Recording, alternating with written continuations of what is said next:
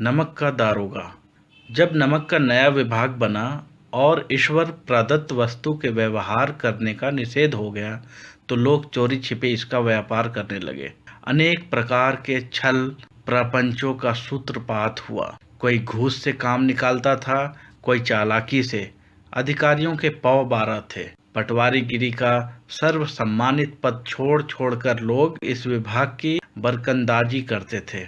इसके दारोगा पद के लिए तो वकील का भी जी ललचाता था। यह वह समय था जब अंग्रेजी शिक्षा और ईसाई मत को लोग एक ही वस्तु समझते थे। फारसी का प्राबल्य था। प्रेम की कथाएं और श्रृंगार रस के काव्य पढ़कर फारसीदां लोग सर्वोच्च पदों पर नियुक्त हो जाया करते थे।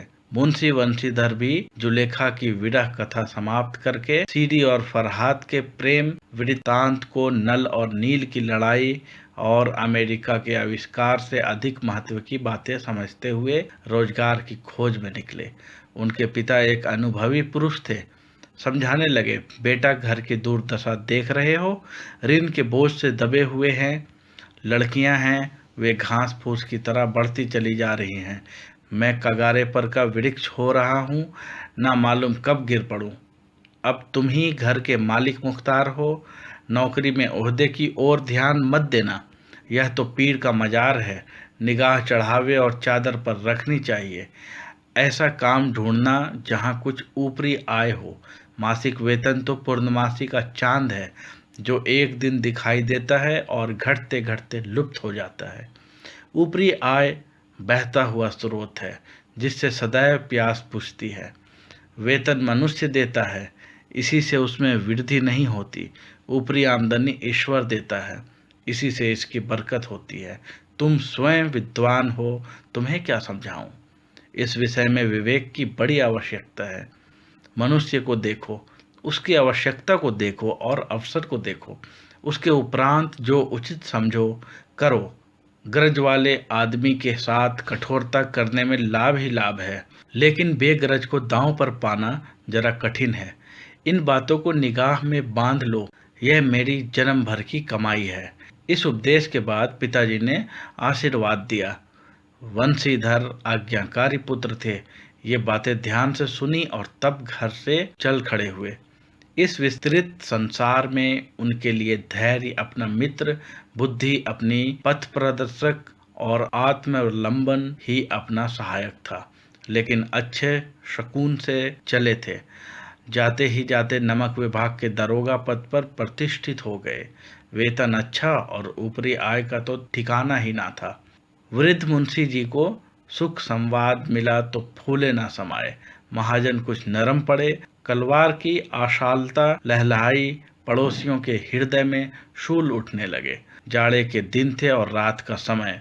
नमक के सिपाही चौकीदार नशे में मस्त थे। मुंशी वंशीधर को यहाँ आए अभी 6 महीने से अधिक ना हुए थे, लेकिन इस थोड़े समय में ही उन्होंने अपनी कार्यकुशलता और उत्तम आचार से अफसरों को मोहित कर लिया था। अफसर लोग उन पर बहुत विश्वास करने लगे। नमक के दफ्तर से 1 मील पूर्व की ओर जमुना बहती थी। उस पर नावों का एक पुल बना हुआ था। दरोगा जी किवाड़ बंद किए मीठी नींद सो रहे थे। अचानक आंख खुली तो नदी के प्रवाह की जगह गाड़ियों की गड़गड़ाहट तथा मल्लाहों का कोलाहल सुनाई दिया। उठ बैठे। इतनी रात गए गाड़ियां क्यों नदी के पार जाती हैं? अवश्य कुछ न कुछ गोलमाल है। तर्क ने भ्रम को पुष्ट किया। वर्दी पहनी, तमंचा जेब में रखा और बात की बात में घोड़ा बढ़ाए हुए पुल पर आ पहुंचे। गाड़ियों की एक लंबी कतार पुल के पार जाती देखी। डॉक्टर पूछा, किसकी गाड़ियां हैं? थोड़ी देर तक सन्नाटा रहा। आदमियों में कुछ कानाफूसी हुई। तब आगे वाले ने कहा, पंडित अलोपीदीन की। कौन पंडित अलोपीदीन? दातागंज के मुंशी वंशीधर चौंके। पंडित अलोपीदीन इस इलाके के सबसे प्रतिष्ठित जमींदार थे। लाखों रुपये का लेन देन करते थे। इधर छोटे से बड़े कौन ऐसे थे जो उनके ऋणी ना हों। व्यापार भी बड़ा लंबा चौड़ा था। बड़े चलते पुर्जे आदमी थे। अंग्रेज अफसर उनके इलाके में शिकार खेलने आते और उनके मेहमान होते। 12 मास सदा व्रत चलता था। मुंशी ने पूछा, गाड़ियां कहाँ जाएगी? उत्तर मिला कानपुर। लेकिन इस प्रश्न पर कि इनमें क्या है, सन्नाटा छा गया। दारोगा साहब का संदेह और भी बढ़ा। कुछ देर तक उत्तर की बाट देखकर वह जोर से बोले, क्या तुम सब गूंगे हो गए हो? हम पूछते हैं इनमें क्या लदा है? जब इस बार भी कोई उत्तर ना मिला तो उन्होंने घोड़े को एक गाड़ी से मिलाकर बोरे को टटोला। भरम दूर हो गया। यह नमक के डेले थे। पंडित अलोपुद्दीन अपने सजीले रथ पर सवार कुछ सोते कुछ जागते चले आते थे।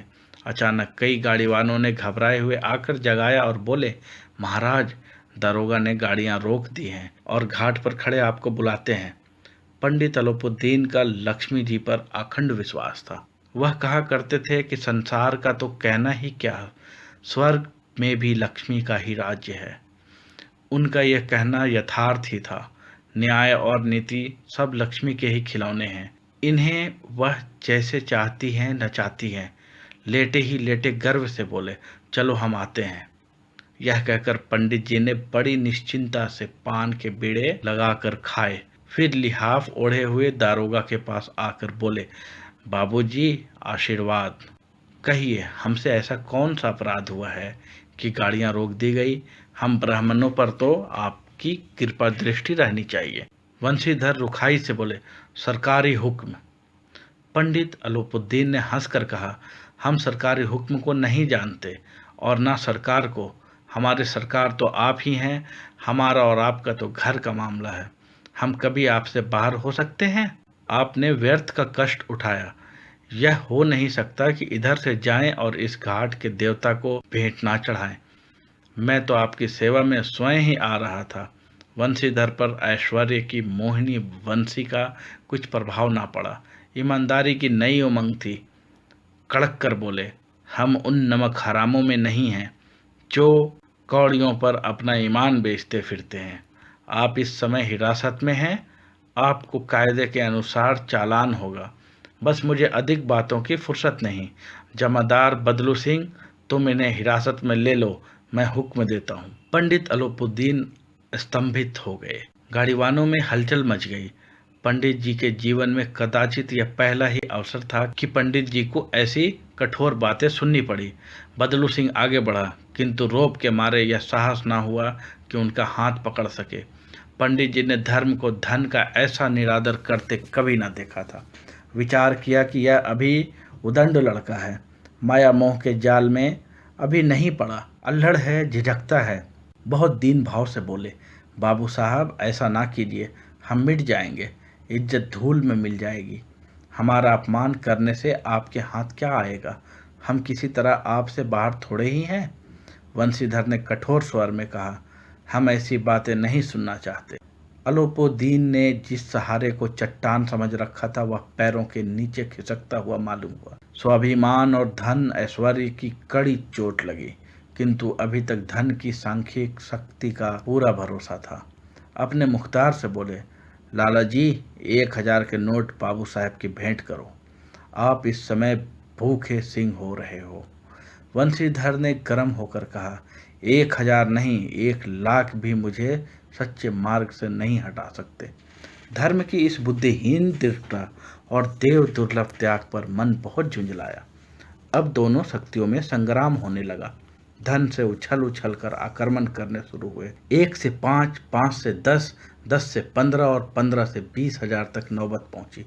किंतु धर्म अलौकिक वीरता के साथ बहुसंख्यक सेना के सम्मुख अकेला पर्वत की भांति अटल अविचलित खड़ा था।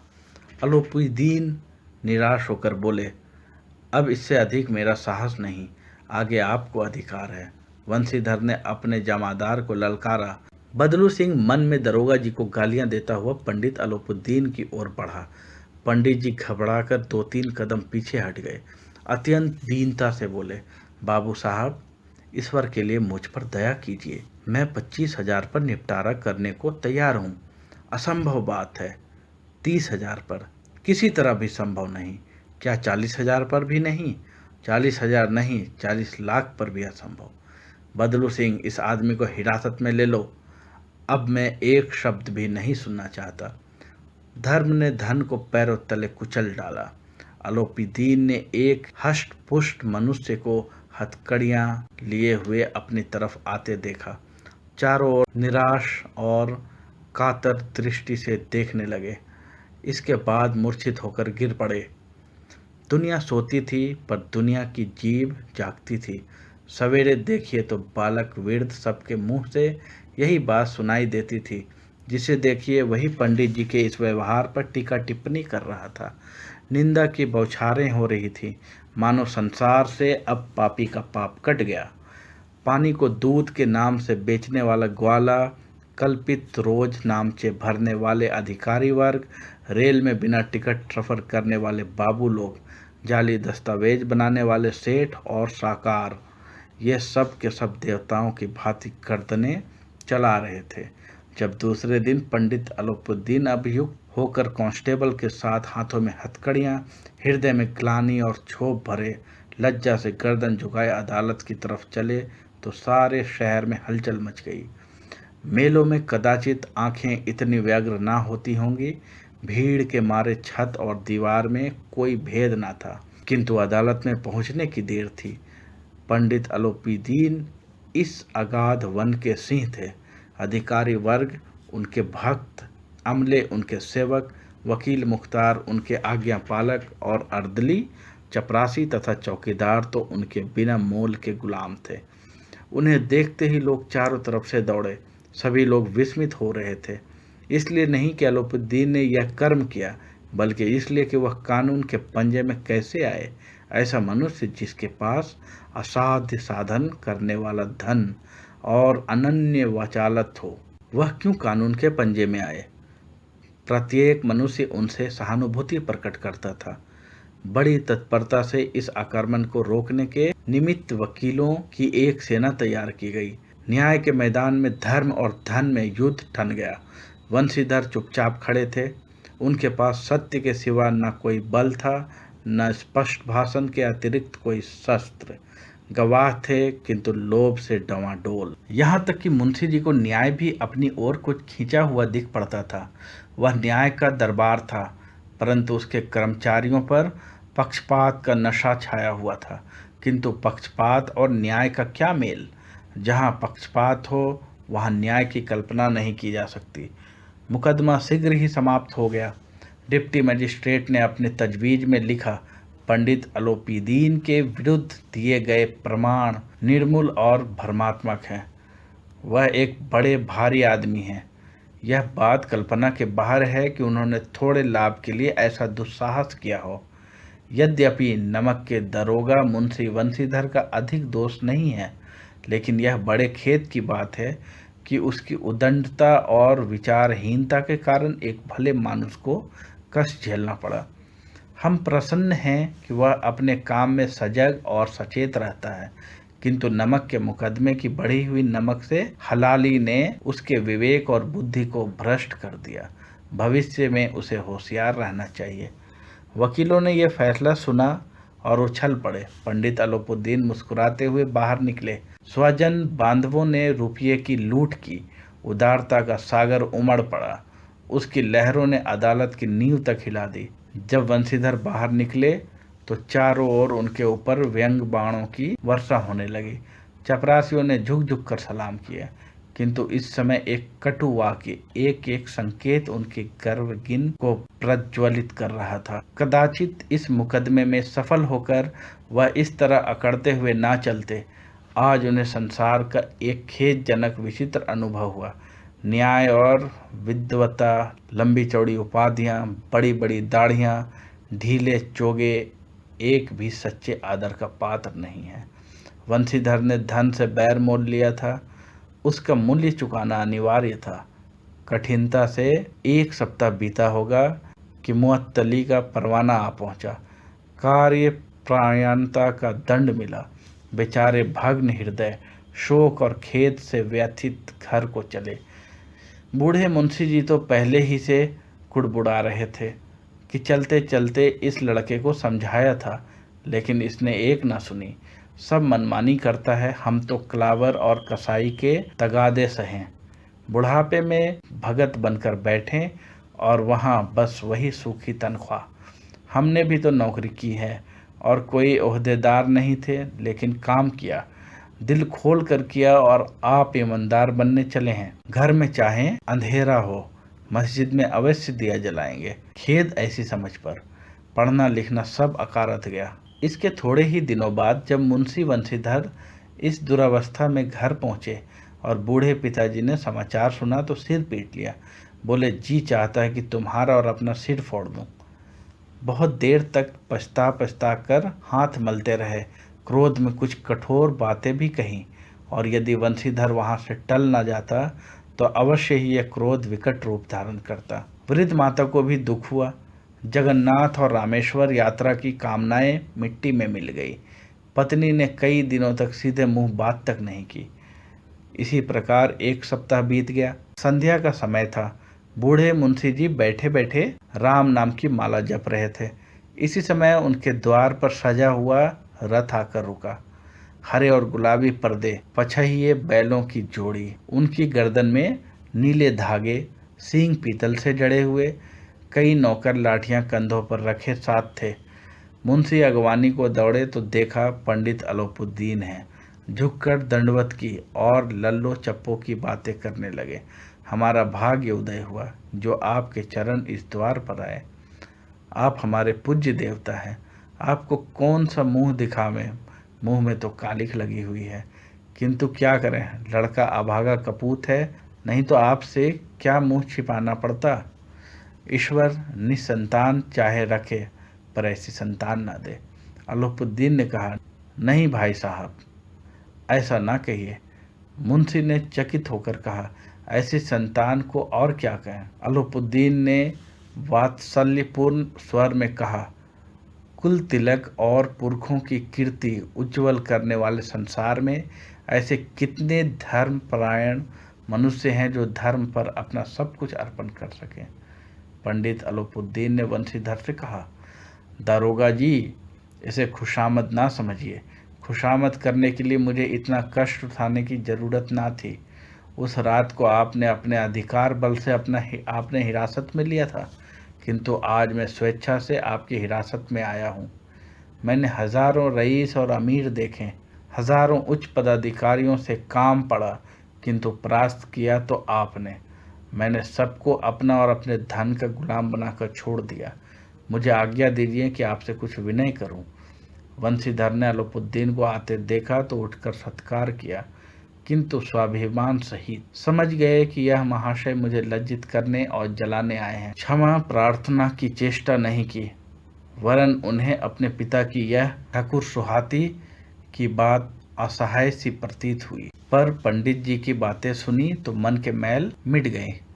पंडित जी की ओर उड़ती हुई दृष्टि से देखा, साधाव छलक रहा था।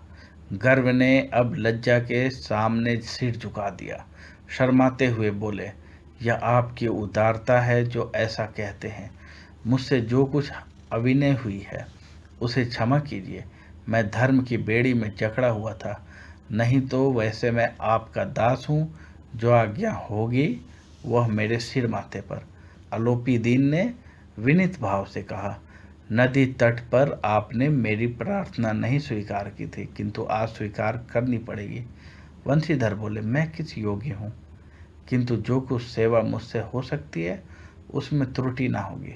अलोपुद्दीन ने एक स्टाम्प लगा हुआ पत्र निकाला और उसे वंशीधर के सामने रखकर बोले, इस पद को स्वीकार कीजिए और अपने हस्ताक्षर कर दीजिए। मैं ब्राह्मण हूँ, जब तक यह सवाल पूरा ना कीजिएगा द्वार से ना हटूंगा। मुंशी वंशीधर ने उस कागज को पढ़ा तो कृतज्ञता से आंखों में आंसू भर आए। पंडित अलोपुद्दीन ने उनको अपनी सारी जायदाद का अस्थाई मैनेजर नियत किया था। 6000 वार्षिक वेतन के अतिरिक्त रोजाना खर्च अलग, सवारी के लिए घोड़ा, रहने को बंगला, नौकर चाकर मुफ्त। कंपित स्वर में बोले, पंडित जी, मुझ में इतनी सामर्थ्य नहीं है कि आपकी उदारता की प्रशंसा कर सकूं, किंतु ऐसे उच्च पद के योग्य नहीं हूँ। अलोपीदीन हंसकर बोले, मुझे इस समय एक अयोग्य मनुष्य की ही जरूरत है। वंशीधर ने गंभीर भाव से कहा, यूं मैं आपका दास हूँ। आप जैसे कीर्तिवान सज्जन पुरुष की सेवा करना मेरे लिए सौभाग्य की बात है, किंतु मुझ में न विद्या है न बुद्धि, न वह स्वभाव जो इन त्रुटियों की पूर्ति कर देता है, न वह स्वभाव है जो इन त्रुटियों की पूर्ति कर देता है।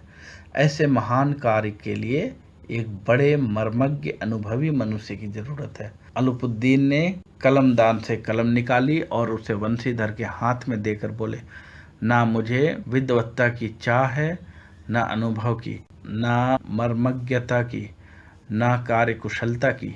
इन गुणों के महत्व को खूब पा चुका हूँ।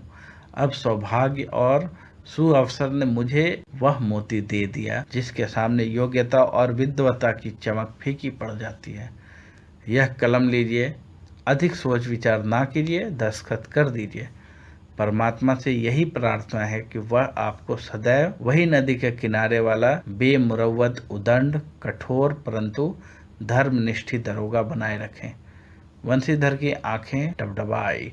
हृदय के संकुचित पात्र में इतना एहसान ना समा सका। एक बार फिर पंडित जी की ओर भक्ति और श्रद्धा की दृष्टि से देखा और कांपते हुए हाथ से मैनेजरी के कागज पर हस्ताक्षर कर दिए। अलुपुद्दीन ने प्रफुल्लित होकर उन्हें गले लगा लिया।